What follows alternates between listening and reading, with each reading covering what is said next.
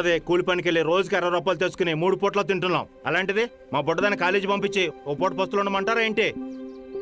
బాగా చెప్పావురా మ్యాక్స్ బాబు.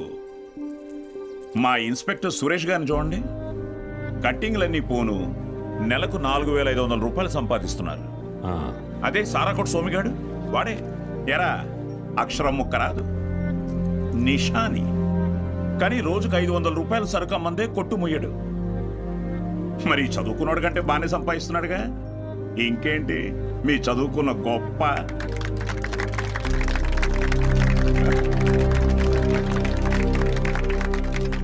ఫ్యాన్స్.